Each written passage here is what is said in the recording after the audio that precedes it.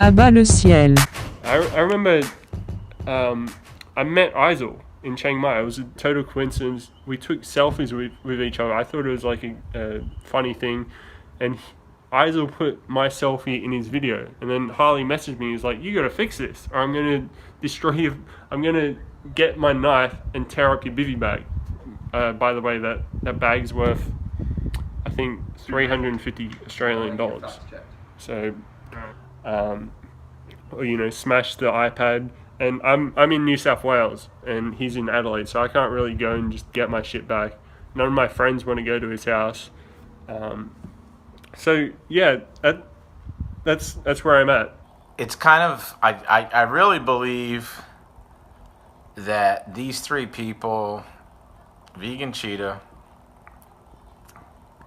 Durianrider, and Isel, are all in the same bed together. And what I mean by that is people get together and they say, hey, how can we create drama? How can we create drama within a community? These are all people, I can almost guarantee it, and nobody's going to say anything or comment about this because I'm a small channel, but there was never any court case. Melissa just said something very interesting to me. She said that she has absolutely no interest in my court case with Durianrider. And I have interest in how it relates to your life and our lives together. Yeah. We're about to go to Chiang Mai for the court case. And, I care about it and how it relates to your life and the impact that it has just on the vegan movement in general. Yeah. But when I first was watching your channel, I avoided any videos that had to do with Durianrider because I was just like, my opinion without having watched the videos, my opinion was that this was stupid drama. This was not worth my time, not worth, just wasn't interested, And with YouTube, you can do that. If you're not interested in a certain subject on somebody's channel, you can just choose not to watch it. Right. But then, I think it was probably when I joined Patreon, and I had seen more Patreon exclusive content, and I saw how big of an extent this had, how much this had impacted your life, basically. So, okay, but you got to understand because how much it impacted my life. Yeah. Even when you were saying that sentence, I thought you were going to say you saw how much it impacted other people's lives. Well, that's where I assumed you were going with that you saw there were other people who really. But no. No, because I cared. I cared about your channel because of you. Yeah. No, okay. So, another thing that I just asked about, you have family members with Crohn's disease. Yes. And for me, I guess chapter 2 of this drama, the big turning point in the drama between myself and Durianrider was about Crohn's disease. Yeah. Was my saying, no, Durianrider did not cure Crohn's disease. He claimed that he had cured Crohn's disease. He said a lot of contrary things about that. So when you saw that video, did that impact how you saw this, in terms of just it being real or meaningful or pointless? Yeah, of course. Yes, yeah. I knew that it was important. I totally changed my opinion from it being frivolous or just, something to, cash in on views or something. Clickbait titles or whatever. I saw it to being something really important, that you were making videos in response to Durianrider and his crazy raw tofu cults, his claims about veganism, curing diseases such as Crohn's, such as mental health disorders, and I knew it was very important then. But you see, and also what I realized the gravity of it once I saw how much money had been raised from the fundraiser, and also watching your video where you're in an apartment in Chiang Mai and you're talking about how this has impacted you. To me that was the reason. Look, it's not out of some false sense of humility that I said to you, "Oh, I didn't think you'd say you got interested because how much it impacted me. I thought it was going to be how much it impacted other people." It's for this reason: the internet's full of crazy people. The internet's full of people who just make things up off the top of their head, just fiction presented as fact. Mm-hmm. The fact that there's some guy somewhere on the internet saying he cured Crohn's disease, that's not a story. That doesn't matter. Just that fact. Yeah. what matters is there were thousands and thousands of people really worshiping this guy, really taking his opinion more seriously than a medical doctor. He was really regarded as a guru. Well, yeah, that was an and as a aspect of it, political too. leader. So you're saying that's what makes the Crohn's disease thing matter.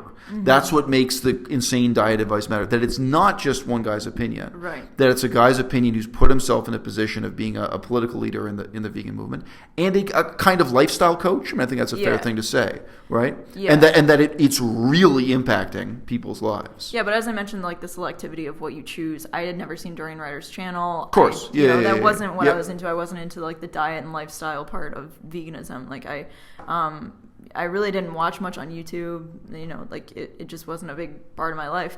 Right. So yeah, in that sense, I really didn't know like what it was about until I watched the thing. But yes, you're right. Once I did watch those videos, I knew this would have an impact on the people who follow him, because there are people who have changed their lives completely to pursue the life of Durianrider. Well, just another quick example of that, though. You know, like I talk a lot about gay rights in parallel to the vegan movement. Now, Durianrider's views on homosexuality, it's not that they're so offensive. I mean, every day on the internet, people say things that are more offensive. You know what I mean? Like on Twitter or whatever example you want to. Members of the Republican Party say more offensive things about gays and homosexuality every day. But again, that's an example where to me it's like, well, it mattered because it really impacted people. And I mean, I interviewed one guy via Skype, and it was on my YouTube channel. He was a gay man, and he talked about like he really had this like group of like Durianrider followers. They were they thought of themselves as vegans, but in reality, that's what they were. And when Durianrider kind of made his policy position stated on homosexuality, then it really impacted him. It really impacted his circle of friends. So again, it's like, you know, the fact that someone's saying this on the internet isn't what makes it worth addressing or worth criticizing. It's the impact it was having on the vegan movement, and including on a kind of emotional and psychological level on people. You know, and of course we could extend this also to something like him making allegations of people, accusing people of being a pedophile, and him saying he was going to beat people up and so on. You know, the threats of violence, they were real and credible.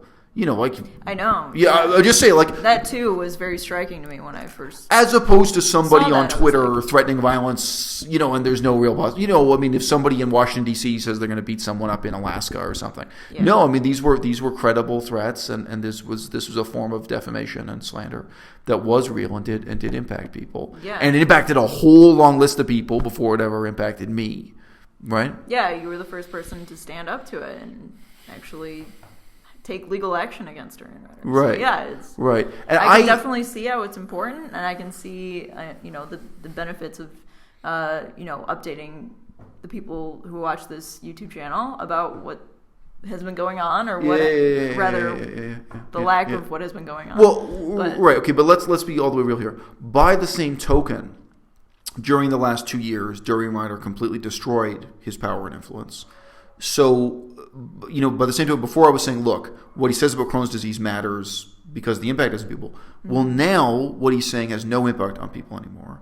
He's not taken seriously anymore. He has discredited himself, and a number of critics, like me and including me, criticized him in a way that exposed, you know, how unreliable or untrustworthy what he was saying was. So in this process in the last 2 years, I mean, I think it ceased to be interesting. You know what I mean? I think it's no longer worthwhile. I no longer criticize anything that's on his channel. Yeah. I don't watch his videos with claims about health or weight loss or even life coaching.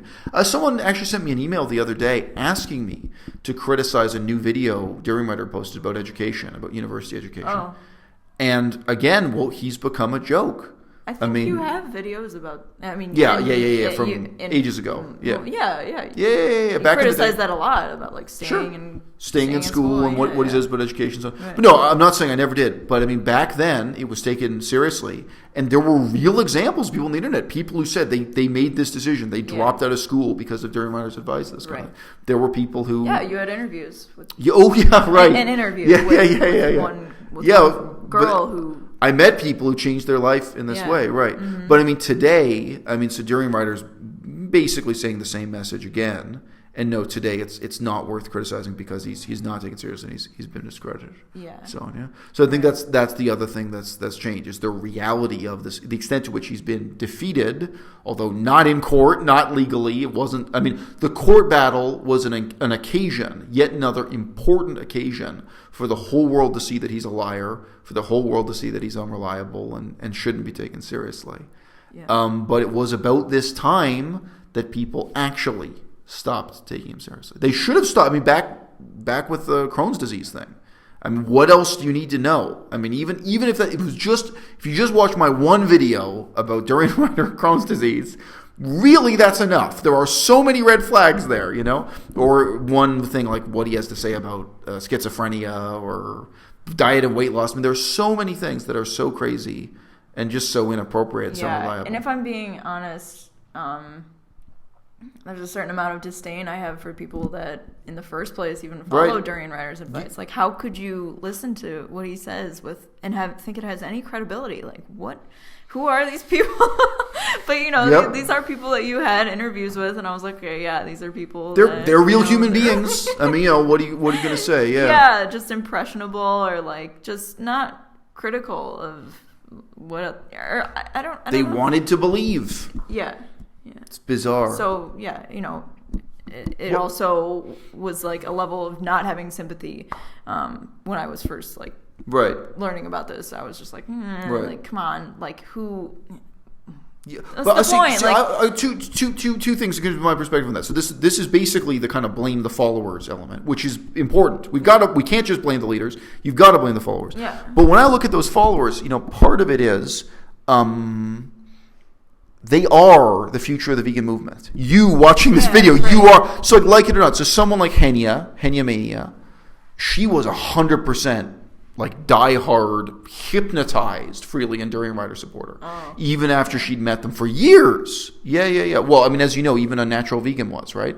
Like Unnatural Vegan, she was part of the high raw, you know, raw fruit diet and this crap, right? And she was a even a privileged vegan. That's right. Her name on YouTube. You're right. It's like High on Fruit or something. So she still has the URL for High on Fruit. Right. Yeah. So a privileged vegan, she went to Chiang Mai and she stayed in Joe Best's house.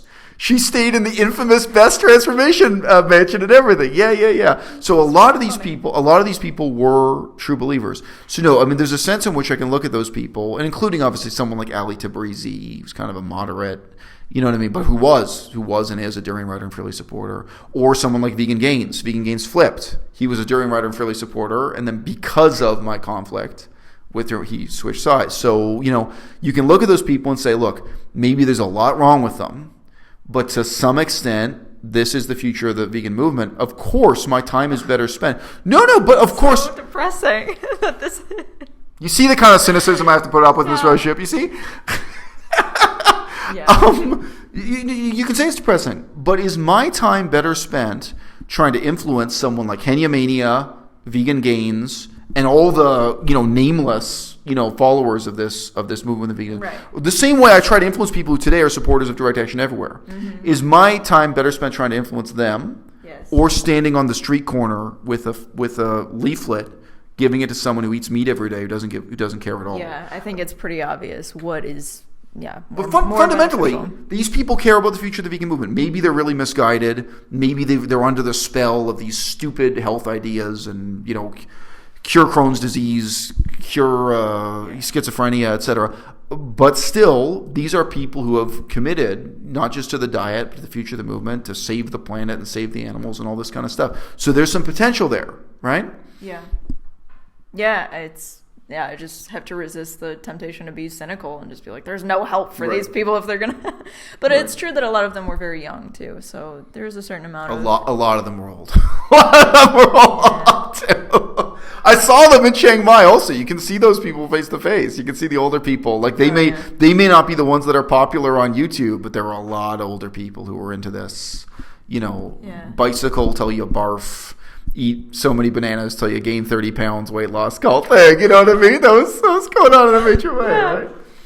I think I had the same reaction the other day when we were watching Joey Carbstrong's new video. Right. You're like, wow, this is the best content I've ever seen on his channel.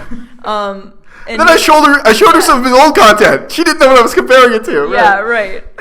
So we saw some, a couple clips of him from when he was really deep into the Durianrider cult, and I was like, wow, yeah, this is terrible. But it shows that he's capable of being somebody positive for the vegan movement. I think that video that we watched, I was like, wow. And interesting. So Joey Carbstrong, he has been positively influenced by my channel, but not my criticism of Durianrider. To give an example, he was really positively influenced by my video about palm oil.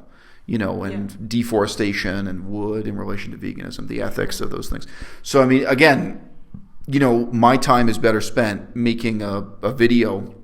I think that video was actually criticizing the vegan lass about palm oil, right? Was how that started.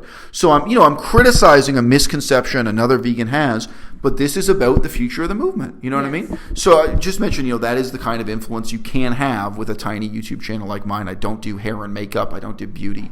I don't do permanent vacation. But yeah, I've definitely had a kind of catalytic effect, or I've had a very important effect, in marking the transition from one era of digital vegan activism to another, at least within YouTube, at least for these few thousand people. And yeah, I can say without hesitation, those few thousand people matter. I care about Henya, I care about Jason, I care about Vegan Gains and stuff. They're not my close personal friends, but they're human beings who are vegan and who have the potential to really do something positive for the future of the movement. Yeah. And a lot of them are trying. And again, Joey Carbstrong's probably the most extreme transformation. He went from literally making videos where he's showing off eating 20 bananas a day. Yeah. You know what I mean? To what he's doing now, doing real political activism and giving, interviews on the news and so on. Right. The other thing that really pops into my mind, apart from hey, don't dehumanize and dismiss these people just because they used to filter them. The other thing is that's really kind of parallel to part of my experience with Buddhist studies, Buddhism as a religion. A lot of the people, including the professors, the PhDs, they really were former cult members. And they were, put it this way, they didn't think they were members of a cult at the time, right? There was this one really, really infamous group in the United Kingdom, but with links back and forth to Tibet. And the leader was he was specifically a gay sexual predator, and what he was into was sex with younger heterosexual men. So that is not that uncommon. Obviously, if that's your kink, if you're a gay man and you want to have sex with straight men, you got problems in your life, right? As opposed to consensual sex between, gay men. And oh boy, and it wasn't just him. Once he put together his own cult, it seemed like all the elite leaders in this pseudo-Buddhist cult were other gay men into this kind of stuff and the sexual abuse around it. And, I remember writing to especially one professor, guy with a PhD, who's a professor in the UK now. I said, look, man, I was just looking at some of this stuff on this cult. I was researching the cult, and I see your name come up, This is how you got into Buddhism, And he never replied. He never replied. I could name names. I'm not breaking any last names. But I would just say, in that same way, the whole field of respectable Buddhist studies, whether it's academic level with PhDs or the respectable Buddhist religion, for a lot of people, there's something really important in the closet. There's something which is, how did you first get into this? And for a lot of people now, it's going to haunt them in the future of the movement, where whatever Joey Carbstrong or what have you, maybe they go on to more respectable and more political forms of engagement with veganism in the future. Maybe they go on to join PCRM or become a real dietitian, stop giving fake diet advice, start giving whatever it is they do, go on to become a personal trainer. People are going to take it in different directions. But yeah, how did you first open the door? How did you first learn? You'd be interested in what's behind this door. For a lot of them, it's going to be this dark period of their life they look back on. Right. And they didn't think it was dark at the time, right? Mm. Yeah. All right. So, look, legit, I mean, I sympathize with you. At the start of this video, I said, look, you feel you have no interest in this.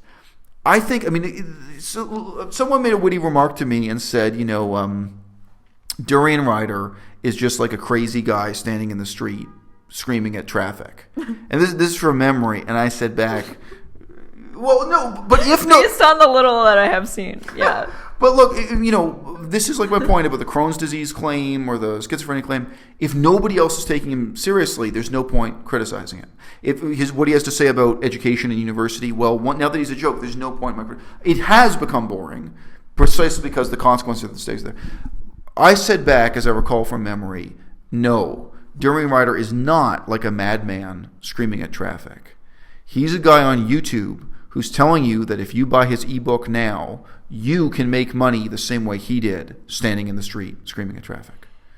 You know what I mean? There's this kind of pyramid scheme-like element to it, where it's both that he was making money from the ebooks and videos and everything else, and that he was promising his audience, you also could make money if you do the same thing. And that was huge. And a lot of people have admitted to me, normally low-key, that they did start their YouTube channel. They actually did believe that. They believed the financial element of the hook that he used to draw people in. Yeah.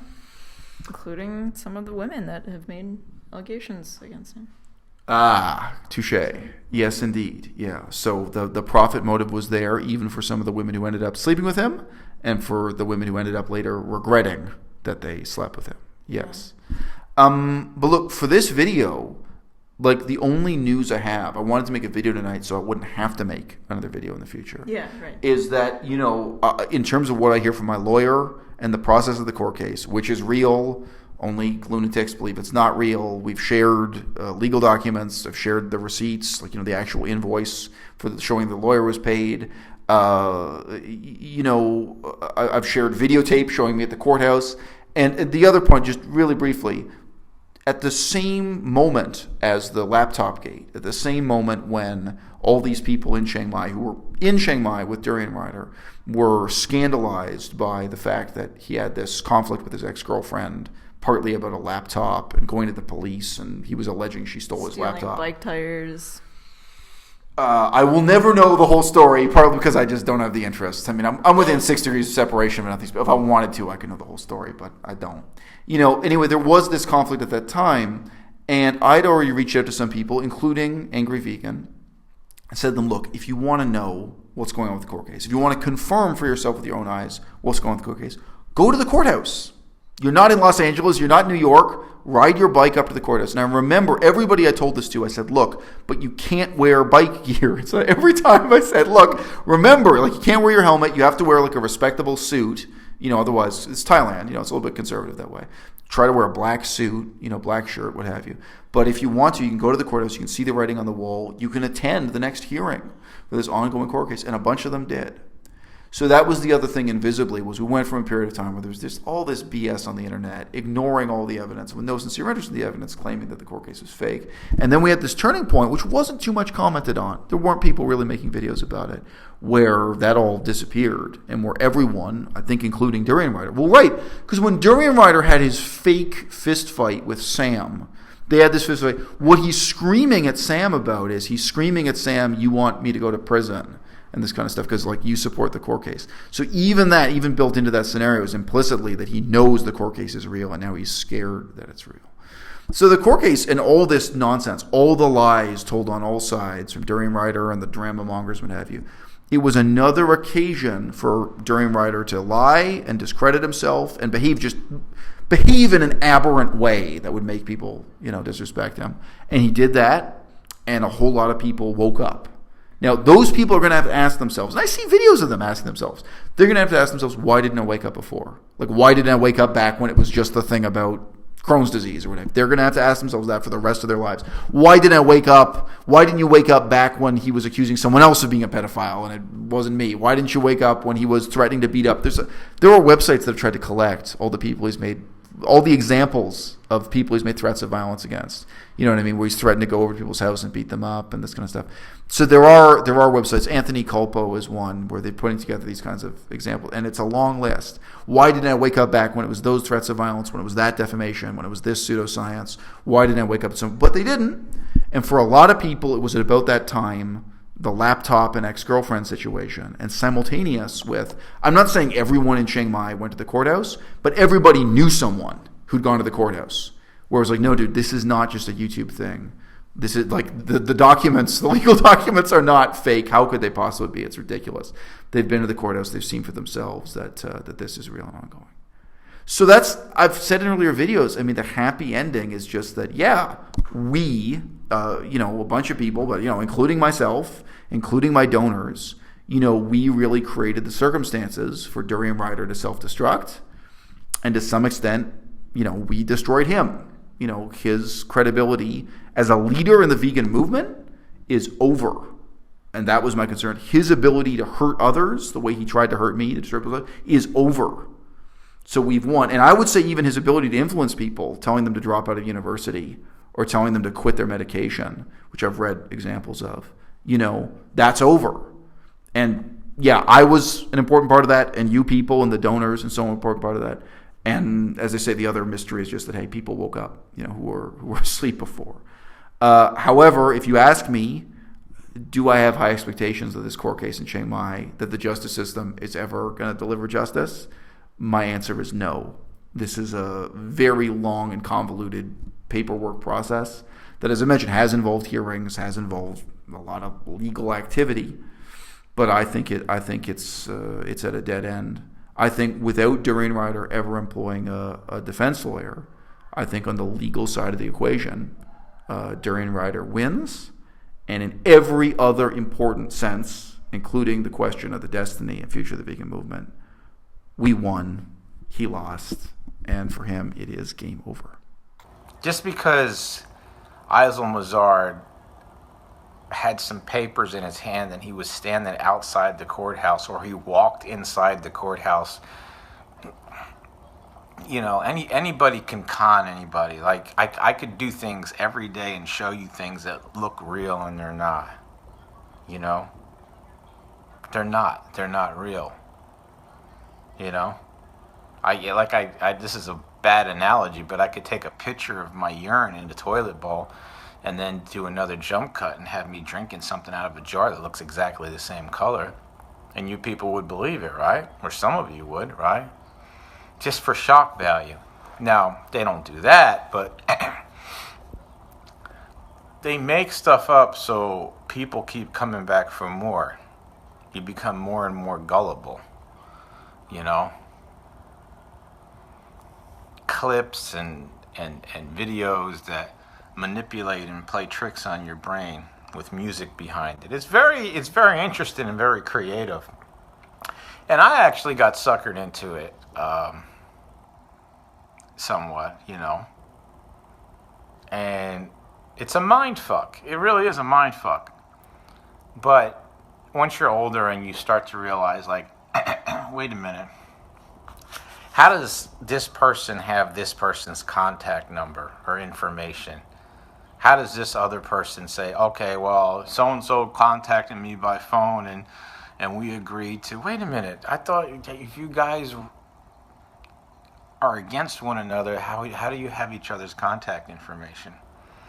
And even I contacted Durianrider. I told him that we can have a fight and a bout, and he declined and he didn't get back. It's all smoke and mirrors, man.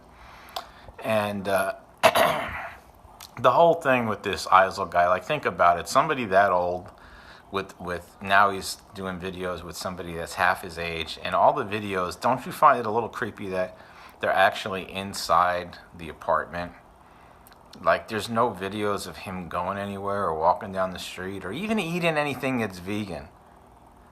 What have you seen this man eat? Aizul Mazard, what have you seen him eat? He talks a lot of stuff about veganism or this. You don't know what this person's diet is. There is no inclination that he's vegan. There's no inclination that he's a meat eater. There's no inclination. It's just talk. It's just talk. You don't know these people. You're only going by what they tell you. You don't know me. You don't know me. But I'm saying, as an older person, I can look and I can analyze and I can place judgment on people. And I'm usually 100% right. À-bas-le-ciel.